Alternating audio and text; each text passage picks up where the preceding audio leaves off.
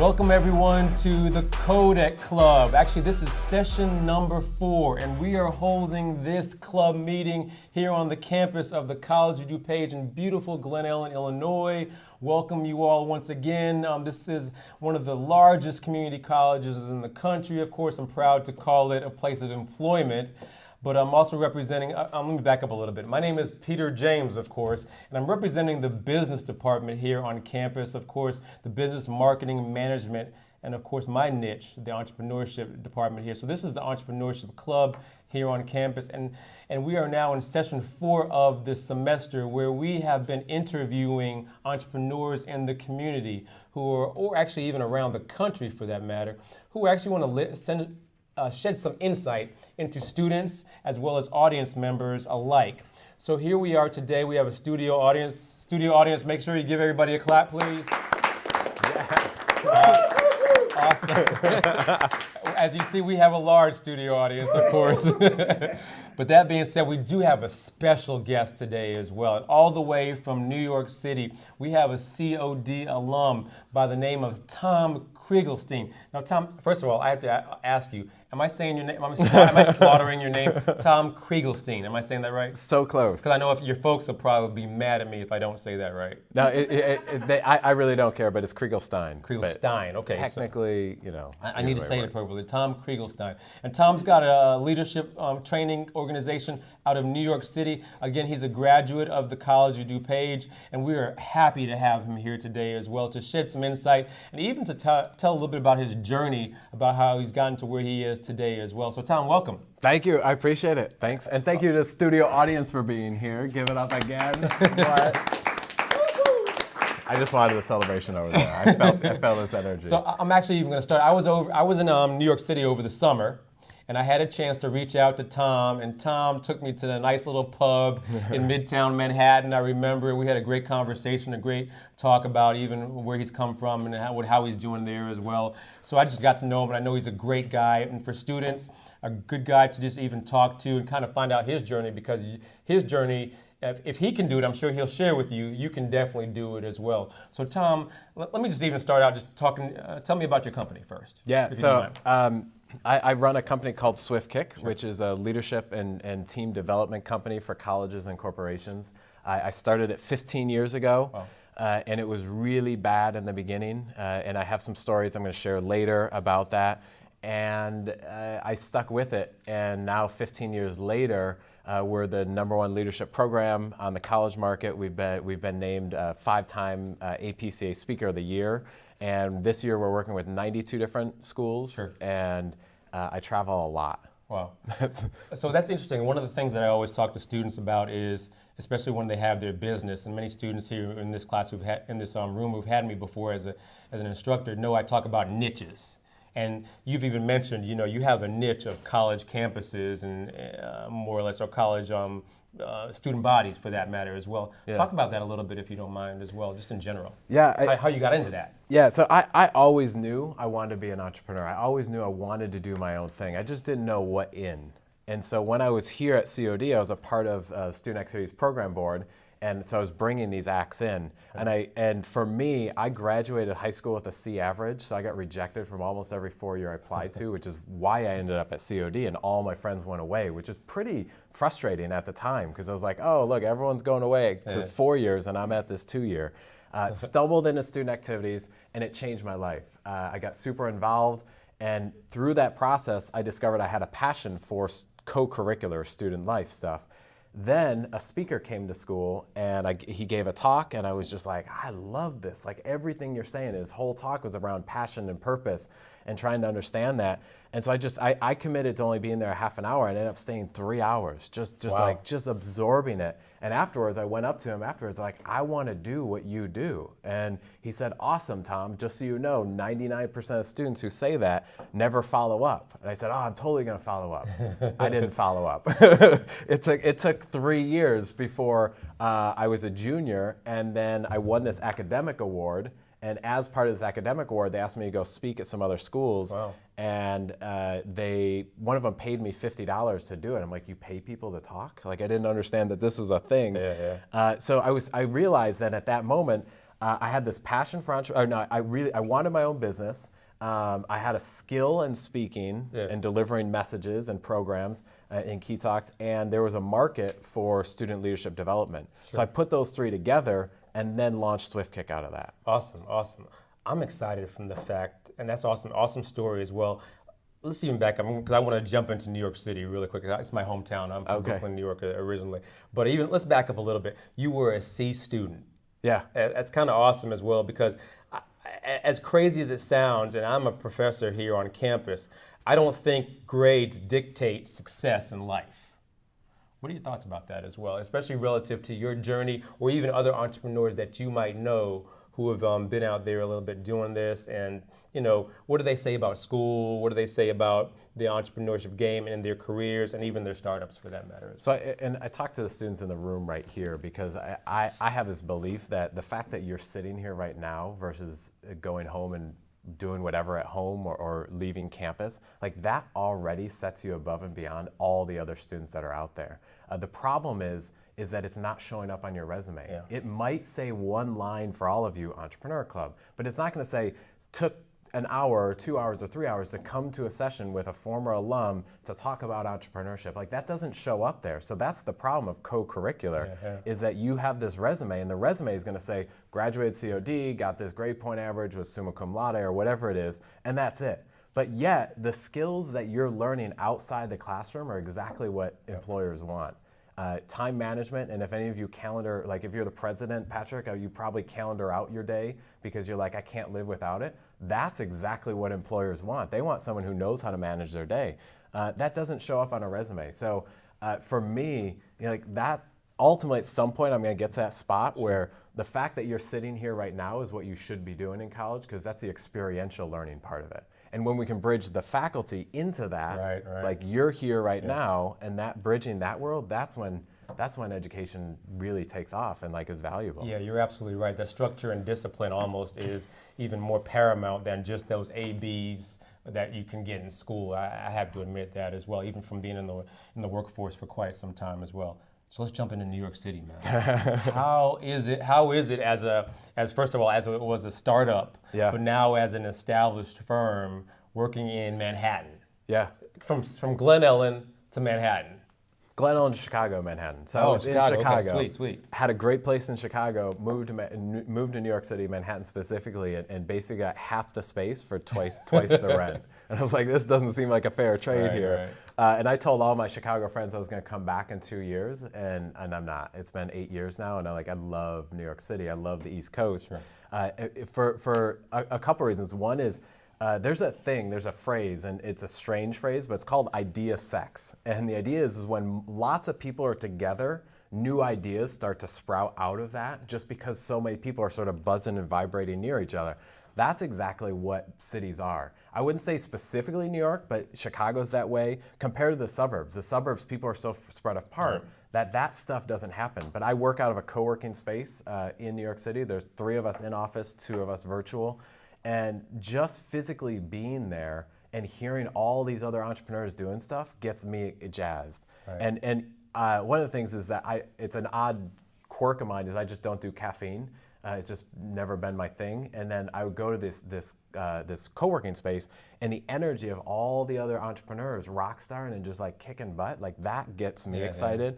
And then I'm up and ready to go because I want to elevate our success too. Awesome. Idea sex, not to be confused with polygamy or anything like that, but just, it's awesome though. It's awesome. I just think the energy around that is huge. And you even mentioned, and I mention this all the time to students, surrounding yourself with other people like-minded maybe, but who can tell you, that's a crazy idea, but you might be onto something, or don't go in that direction, go in this direction right here as well. And I think that circle, that those ideas that kind of percolate in that type of environment is almost mandatory for every entrepreneur. Can I throw one thing in there? Please. And I'll talk more about this at the keynote later, but I do want to add this in. This is like, I wish I would have known, one of my things I wish I would have known is that at the time, I was still trying to figure out who I was and understanding my interests and all of that.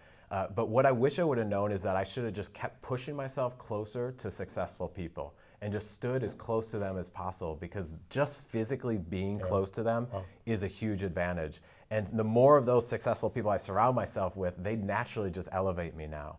And if I could have, I would have done better internships when I was in college, specifically with people who are rock stars. If Elon Musk or someone, obviously like he's probably impossible to get an internship with, but who is that person in your industry? If it's real estate, find that internship. I did some internships, but they were just like, they were so-so internships. And I wish I would have been there, because I feel like I missed that from finding a mentor or becoming a mentor. Interesting. Hey folks, I don't want to hog all the questions to Tom here as well, so I know we've got an audience here who may have one or two questions they want to ask, or maybe 5 or 10 questions possibly. Anybody got any questions that they can think of for Tom? Patrick in the back, sir. Did you start SwiftKick when you're at COD, or was it post-COD? Post-COD. Yeah, the journey happened, senior year, I had another business in college. I'm going to save that for later. I had another business in college, and it just fell apart pretty much within a month, and it was $1.5 million in sales to nothing in about a month.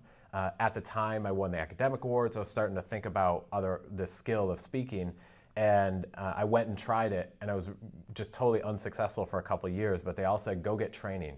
If you're going to be good at this, like, you got to dive deep, and you have to be an industry expert.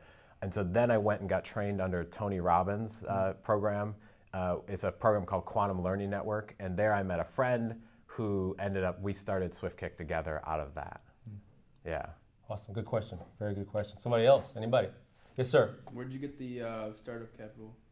Startup capital. Yeah. Good question. Yeah. That's always a struggle. Good entrepreneurial question for sure. I start with the fact my parents were farmers. I was born on a farm, so there wasn't like, oh look, he just had a bunch of money sitting there. No, like a small loan of $1 million. Yeah, no, that didn't exist. And this is another one of those I wish I would have known things. And my parents weren't particularly knowledgeable on credit scores and credit experience. And so even to this day, even though my credit score now is great, it took me so long to build up credit, because I didn't have any prior to that. So even if it's just if you're under your parents' cell phone bill right now, see if you can get it under your name, even if they're paying, so that you start building up your credit. So by the time you need a credit card or something, or go to the bank for a bank loan, then you have credit history built up. I didn't have any of that. So what I did with the first business is I would tell people ahead of time, I'm going to give you the money after I sell it, and then they would trust me because I had good relationships with people,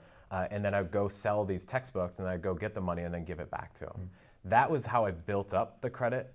Then the speaking started to take off. For a while, and doing great, invested in software didn't work, doing great, invested in new software didn't work, doing great. Luckily now I'm in a spot where I have a bank loan from Chase Bank.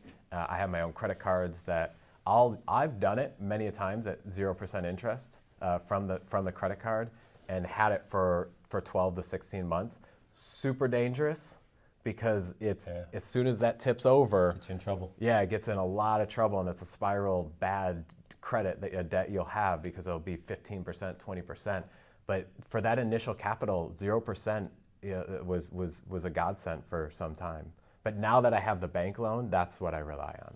Awesome, good stuff. But one more thing on that. Please. And I think this is frustrating for me, because I was in TechStars, which is a tech incubator program that's pretty popular, similar to Y Combinator, like they're the two big ones.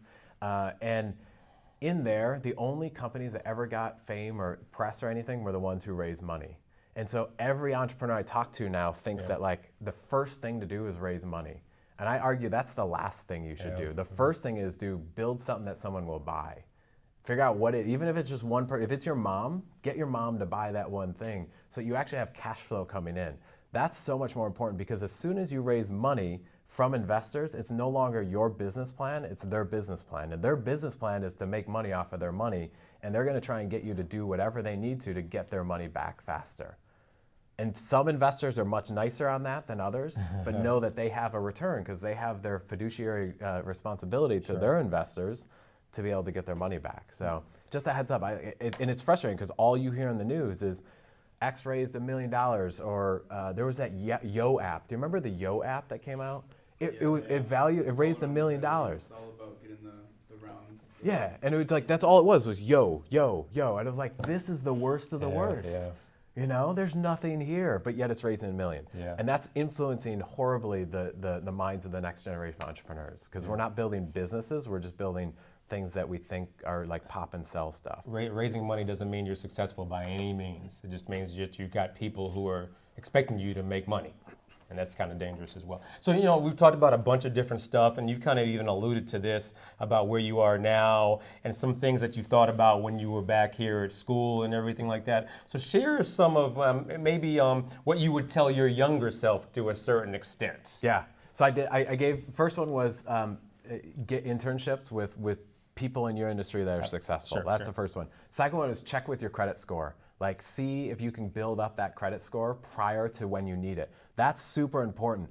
I knew I was going to need a bank loan. Our business is cyclical in that the summer months are dips. We don't have a lot of cash flow coming through, but fall, a lot of cash flow, spring, a lot of cash flow, or winter.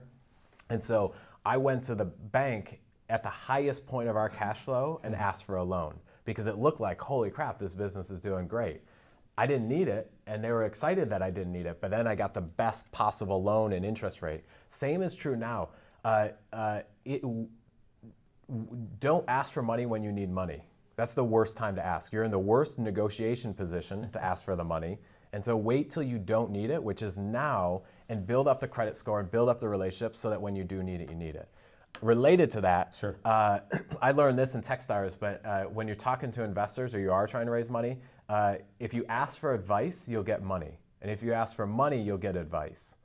So don't go in asking for money, ask for advice. And especially at this age, like just start talking with them and ask question, learn. And at some point, they're gonna be like, wow, this person is really smart. And then they'll start to focus on the money you might actually need or not.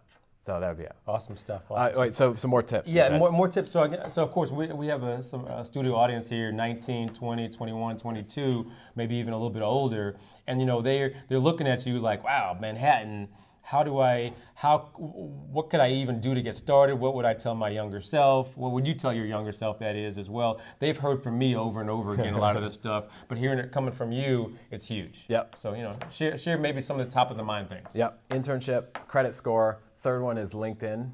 If you're not on it, get on it. It's amazing how so few students know about it, but yet it's where all these business deals are happening and networking's happening. Specifically in your industry, just start posting articles, start building your profile there. The presidents and the vice presidents, that's where they're hanging out, on LinkedIn. And then the other thing I wish I would have known back then is that, because when I was a student, I didn't really use email that much, but outside of higher ed and once I got into the business world, email's king.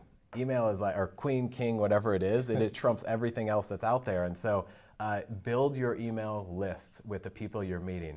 MailChimp is a super easy way to do it, to be able to build a newsletter service. And what I wish I would have done is collected the emails of everyone I was meeting at conferences or here or wherever, and then put it into my email list. And then once a month, just send out just a, hey, here's my world, here's what's happening, just to let people know what was going on. And over time, that email list builds up. And at some point now, our email list, that's where when we send out new marketing material, that's where we make the most amount of money because people respond to email more so than any other social media platform that's out there at the business level. Maybe not at the high school or college level yet, because most high school students aren't using email. College students are just starting to, because they have to.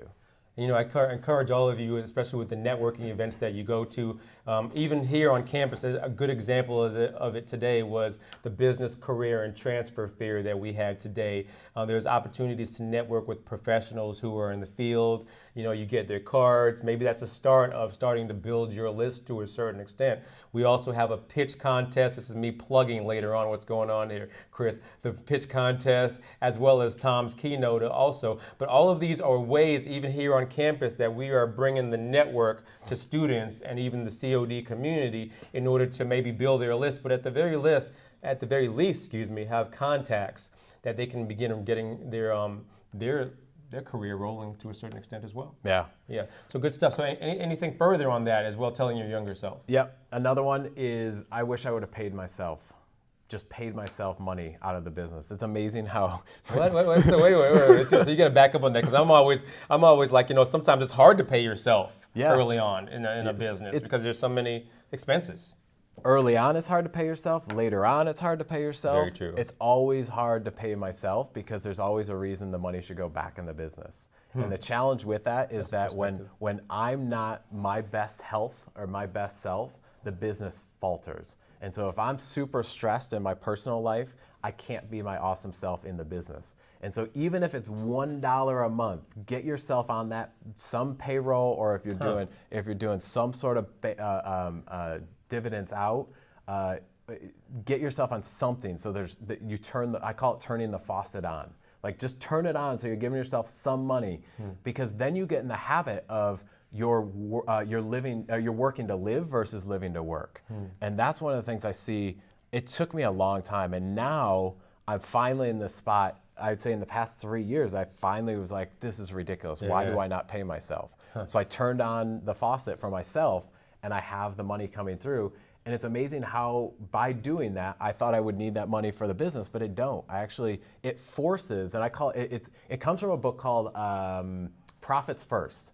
And most entrepreneurs go revenue minus expenses equals profit. Right. And that's pretty that's what I teach, man. yeah. So I want to switch it, and I want to say profits minus expenses. Revenue minus profits equals expenses. Because here's the thing: if I gave you $100, you're going to spend $100. And so, but if I said, oh, you only have $50 to figure this thing out, you're only going to spend and figure out how to do it with $50. So I'm telling myself, I want my profit to be 50 up front. So I'm forcing the team to be creative with that last 50. Because if I give them 100, they're going to spend 100. Right. It's just like a buffet. If you had a buffet in front of you, you're going to eat it all. Or if you have a big plate, you're going to eat it all. But if I gave you little plates and portioned it out, then we figure out how to be creative with that small amount of money. It's kind of funny. At the buffet, my kids, they always get wide-eyed, and they never even ever eat half of what's up there as well. They love buffets, but they really don't even eat it. So that's kind of an interesting philosophy from that standpoint. But actually, that's some good advice even for me. So. Yeah, so let me add how this looks in practice. Please, yeah. Give me some real figures. Yeah. No, just $1, there's the real figure. $1 goes into my bank account. It goes into an account called revenue. So any money that comes in goes into that account. And then from there, I have in the business, I'm going to say 6, but it might not be 6. It might be 7. I have 6 other accounts that the money, that $1 gets distributed out at a percentage ways. One of them's operating expenses. Another one is payroll. Another one's taxes. Because by the way, that dollar, you don't actually own that dollar. 30% or 30 cents of it is going to go to the government. So you really only have 70 cents. But most entrepreneurs and contractors will spend the dollar, and then come tax season, they're like scrambling. Yeah, they're like, where do I get this money from? So then they get a loan that they're paying 18% on, and good luck. So revenue, profits, payroll, operating expense, taxes, profits, which is I do profit sharing with my team. Owner's pay, which is mine. There's one more I'm forgetting. It's in there. But that's how, in my bank, when I first set it up, was really confused, but I can't tell you how valuable this is. I don't touch the tax money. I don't have to worry about tax season. Everyone else is scrambling. I'm like, the money's there, it's good. I get paid. The team always makes sure they have their money. And yeah, so it's called Profits First. There's a book called Profits First. Profits First. We have to find that one as well, Chris. I'll see if I can send that one to you also as well. So good stuff, good stuff. So we're getting ready to ramp down a little bit. This is going to be a short episode. Super excited for Tom to be here. And actually, we might even cue a little bit of his speech that's going on later on today as well, Chris. So as we kind of part from this discussion here, and this is super exciting. I'm just excited that you're here, man, finally. Yeah. But, again, we have students here who are future entrepreneurs who will love your guidance and love what you're giving to them as well. What's a good way for them first to get in touch with you, and then maybe even give some parting guidance if possible as well? So if they wanted to reach out to you, could they do that? Yeah. So for the people in the room, it's right up there. It's at Tom Krieglstein is pretty much that's anywhere on the internet. You can find me. I have my own website.com, tomkrieglstein.com. I follow him on Twitter. There we go. But for those watching on YouTube, it's at TOMKRIEGLSTEIN. An easier way to get to me. Stein. Yeah, an easier way to get to me if you Google Swift Kick, which is a company, and three things will show up: an 80s rock band trying to have a revival career called Swift Kick, people kicking their friends swiftly in the rear, Swift Kick, and then us. And so we're pretty easy to find. Number 3 on the list, huh? Yeah. Well, we're number 1, you know. But, absolutely right. But that rock band keeps trying. They're fighting for it. They're fighting for it. We're trying. What about any parting guidance, especially as we're definitely heading into your keynote tonight, but again, you've already talked about if you were in their shoes, your younger self, but again, they're at the community college level, maybe looking to go to the 4-year school and then going on to their careers or business, some working for a firm, some not. Give us some parting guidance if that's okay, if you don't mind. Something to take away. One of the big things I wish I would have known when I was in your seat is that what matters less than the school you go to is what you do when you're at that school. And so it's really easy to be sitting here at COD and being like, I have a friend who went to Columbia, and he also had parents that were super successful in business. So the cards were stacked in that way. Yeah. And it was easy to get into that rut of being like, I'm just like, how can I compete? And so that was one thing is what I chose to do while I was here that really made the difference, regardless of the school I was at. And I did the same thing at my 4-year. So that's one thing. The second thing is that, and I'll touch on it more later, but I would go home at night, and I remember there were nights I would get out of the car and I would like look up at the sky, and it would be like one of those perfect nights, which we're having these past several nights here. Right. And I'd just be like, just tell me what to do. Like, I don't know who I was talking to, but I was like, because I was so frustrated that I had all this excitement and energy to start a business and do something big, but I felt like I just didn't know what. And I felt so confused, and I felt like I was so behind compared to peers. And so don't compare your blooper reel to everyone else's highlight reel. And social media is a really easy way to do that, because it's like on social media, it looks like everyone's having the best time of their lives. And I would go home and be like, I suck, I'm behind, I can't do this. And that brings me to the last thing that I get students asking me often, like, well, I want to do what you do, or why can't I do that? And I say, awesome, you can in 10 years. That it's going to take 10 years for you to do something awesome. It takes 10 years to do cool stuff. Don't believe the hype of media that it's an overnight success. I'm an overnight success 10 years in the making. And so people miss the fact that the journey was up and down, right and left. That I went super into debt and I came out of that. No one hears any of that because the media doesn't want to cover that. They want to cover Yo app raising $1 million, and so you're like, I know what I need to do, make Yo app. And for every Yo app, there's no apps. Like there's 1,000 no apps that got nothing. And so find out what you're interested in, go all in with it, and then I'll close on this because this happened to me a lot in college. Multi-level marketing companies love to attach themselves to entrepreneur clubs. And I oftentimes got asked over and over again, and word of mouth marketing is some of the best marketing that's out there, no doubt. Business is really hard and entrepreneurship's really hard, so make sure if you choose to do that, make sure you're passionate about what you're selling, because it's gonna burn. You're gonna be tired, frustrated, and annoyed, and if you're not passionate about selling toilet paper to your mom and dad and brother and sister, you're not gonna be excited and you're gonna burn bridges. And so I would use most of those meetings to have lunch, because they would always buy my lunch. So that's my closing word. I needed money for lunch. They had money for me. Awesome. But good stuff. That's as well. Hey, thank you so much, Tom. Actually, one of those last things that I just took away from you also is that no two journeys are the same either. Yeah. So just because you took that path to get there, they might want to follow and do what you do, but that path is going to be painted totally different than yours as well. Can they be successful? Absolutely. But the journey sometimes is different, and it's definitely not overnight. Hey, folks, let's give Tom a hand for being here once again. Nice. And thank you so much, COD audience, and we'll see you next go-around for CODEC episode number 5.